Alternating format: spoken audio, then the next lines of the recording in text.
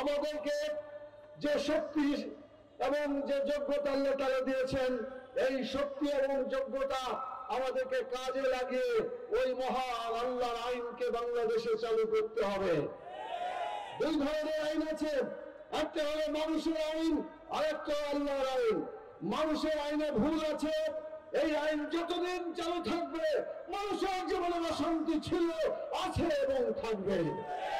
আর যদি আল্লাহর আইন চালু হয় তাহলে আল্লাহ তাআলা দুনিয়াতে কল্যাণ দান করবেন, আখিরাতেও আমাদেরকে কল্যাণ দান করবেন। সংগ্রামী সাথী ও বন্ধুগণ, এই জন্য দুটি দলের কথা আল্লাহ কোরআন মাজিদে বলেছেন, একটা হলো হিজবুল্লাহ আল্লাহর দল, আর একটা হলো হিজবুশ শয়তান শয়তানের দল। আমি আপনাদের জিজ্ঞেস করতে চাই, মুসলমান হিসেবে যদি আমরা বিশ্বাস করে থাকি আখিরাতের জীবনকে এবং দুনিয়ার জীবনকে, তাহলে উভয় জীবনের জন্য কল্যাণকর আইন হচ্ছে আল্লাহর দেওয়া আইন। কথা ঠিক কিনা বলেন?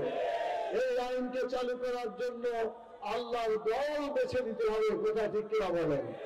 অতএব আল্লাহর দল হচ্ছে সেই দল যারা কোরআনের আইন চালু করে, মানুষের আইনকে উৎখাত করে, আল্লাহ আইনকে বিজয়ী করে, সেটাই হবে আল্লাহর আইন, সেটাই হবে হিজবুল্লাহ, সেটাই হবে আল্লাহর দল।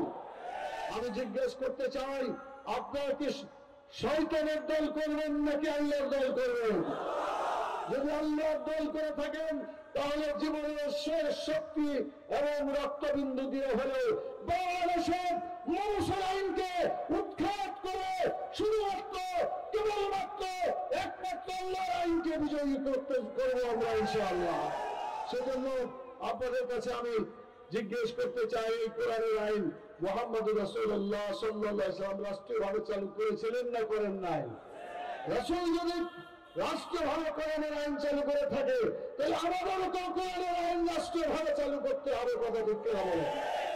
দীর্ঘ 54 বছর ইতিহাসে বাংলাদেশে একটি দল 4 বার ক্ষমতায় ছিল, আর একটি দল 3 বার ক্ষমতায় ছিল। কোরআনের একটি আইনও তারা জাতীয় সংসদে পাস করে নাই, যার ফলে কষ্ট আর কষ্ট।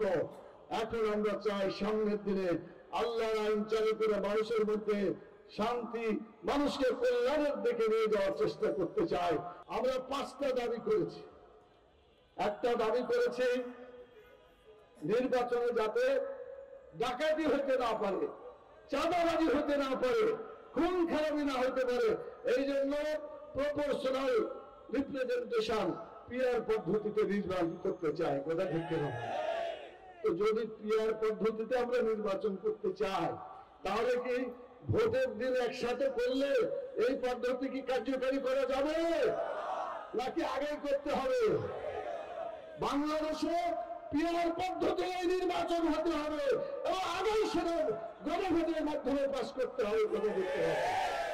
আচ্ছা বলেন তো, গণভোট মানে জনগণের ভোট। যারা জনগণের ভোটে বিশ্বাস করে না তারা কি সত্যিকার গণতন্ত্রে বিশ্বাস করে? যদি তারা বিশ্বাস করে অবশ্যই গণভোটকে সম্মান করে। এটা ঠিক কিনা বলে? জাতি দেখবে গণভোটের পক্ষে লোক আছে কিনা, না থাকলে হবে না, যদি থাকে তাহলে গণভোট বাস্তবায়িত হবে ইনশাআল্লাহ।